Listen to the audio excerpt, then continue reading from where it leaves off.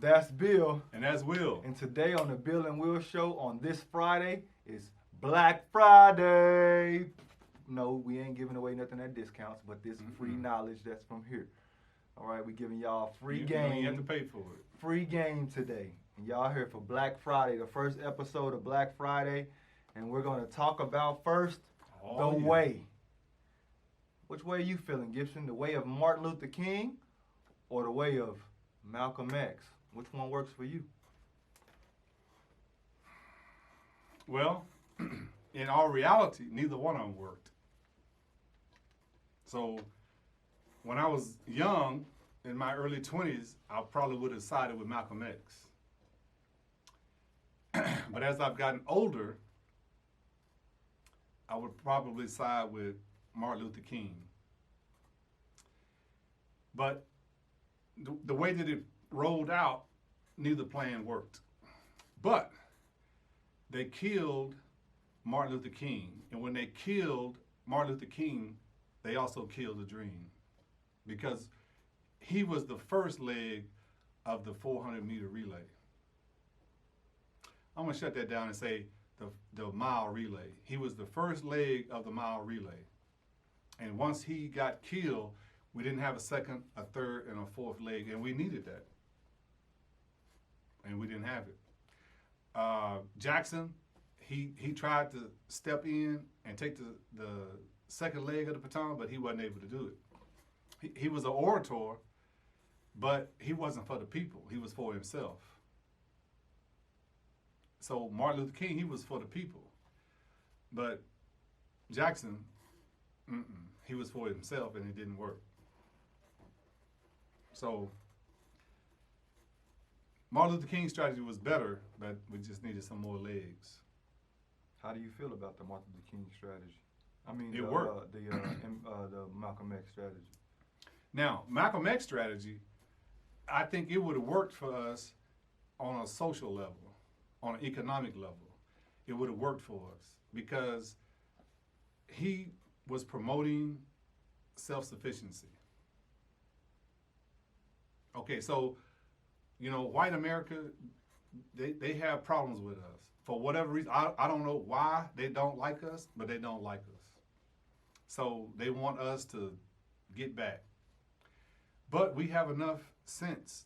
We have enough brain and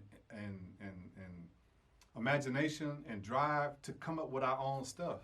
But for some reason, we think that his water tastes better than our water. I don't know where we got that from, but we feel that way. We think that his designer clothing is better than our designer clothing, and I don't know where they got that from. They think that his cornbread tastes better than our cornbread. And so we waste our time trying to be like them, and we need to leave that alone and just be ourselves. So he would have, if we would have extrapolated this out 50 years after his death on his strategy, we'd already have our own banks, thriving by now. We had them. They blew them up. That's what I'm talking about. We needed that second leg, and it wasn't there. Even when Malcolm X died, we didn't talk about his strategy like that. But the banks that we had, the dry cleaners that we had, the taxi cab service, we could have been the first Uber. The grocery stores, we had those things already. But for some reason, their pig feet tasted better than our pig feet. So we got rid of our stuff to go over there. And now we don't have nothing.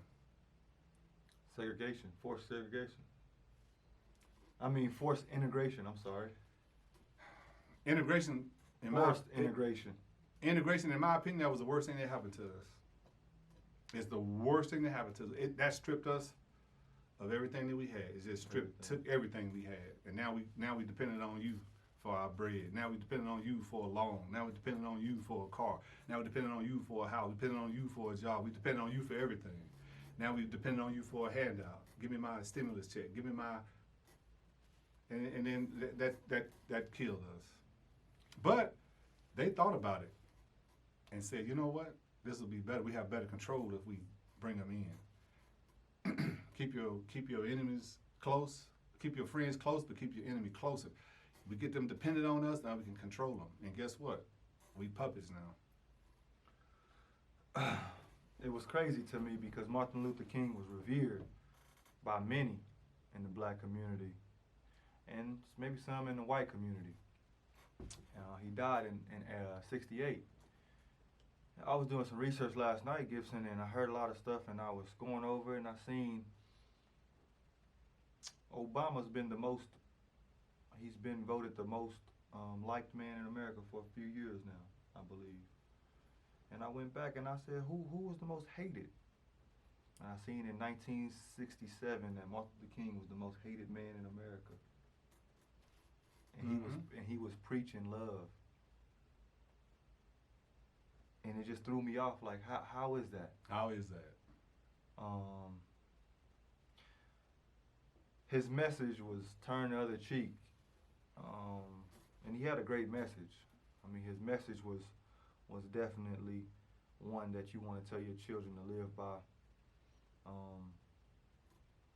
I grew up in school because that's all they talk to us about is Martin Luther King. They don't talk to us about Malcolm X in school when I was growing up.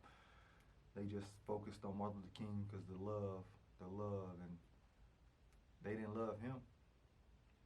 And it just shocked me when I seen that. And I still think his way today is the way. With love, you gotta kill him with kindness. You gotta, but first you have to understand why. I don't agree with what you said about that white people don't like us. I think they don't understand us. So therefore, a lot of people don't like what they don't understand. And it happens a lot in the black community. And it also happens in the black community. The black people don't like what they don't understand. So that pendulum swinging both ways. Malcolm X, like you said, if off the cuff and living in where we grow up, and a lot of people take the Malcolm X route, but their aggression, they go with aggression with it. It's not don't do what you do to me. They're gonna just. It's not if they hit you, hit them back type of deal. They're gonna hit you, and then you see if you react to it. They're gonna be the aggressor. They're gonna be. It's fear based. They want to control out of fear. It's in the black household. And that's not gonna work. In the black household, man, it's always black folks they control with fear, and I've seen that a lot to where. Sit your right there and I'm gonna beat you. You know what I mean? Or you touch that again, I'm gonna beat. Or it's Skittles. Kids are supposed to like Skittles. Why are you getting mad? Like they force kids to do things because out of fear. And I think that shows a lot to where you see out of in our kids that we show a lot of anger because we are raised around a lot of anger. For whatever reason, our parents are going through so much crap that they take it out on us, and that's how we learn to react. That's how we learn to react. So when we go to school, we react the same way we did at home. So and then when we become adults, we react the same way we did when we was in school, and then we get the same thing we got for the last 150 years in jail.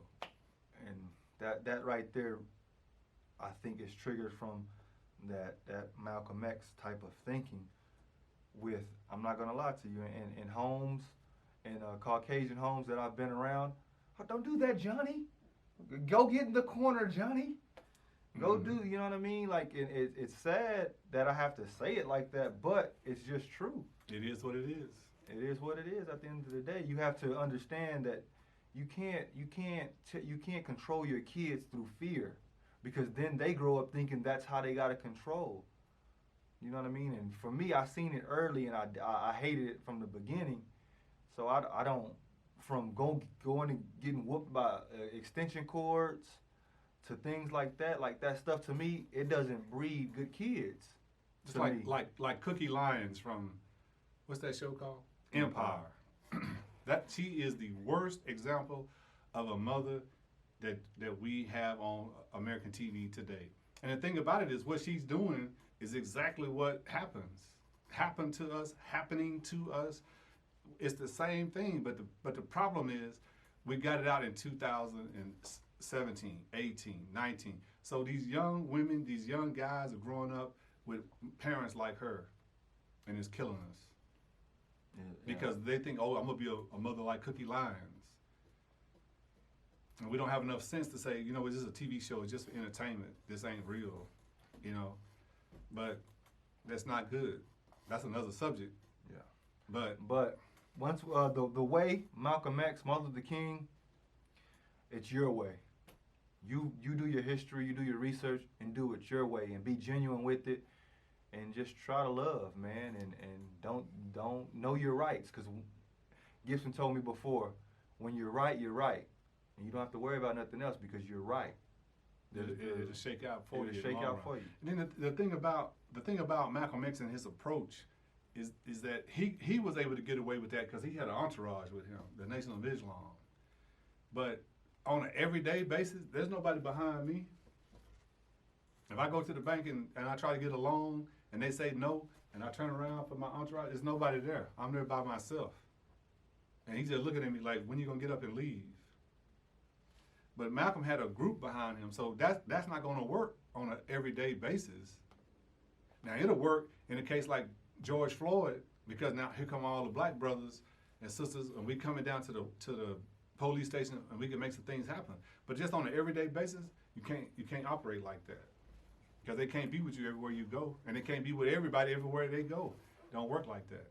You got to use your mind. You got to use the law. You got to learn how to play the game, and then you got to make that game work for you. Hey, like, comment, subscribe below, man. Black Friday, episode 1. Next time we're going to talk about women and men and relationships between the two.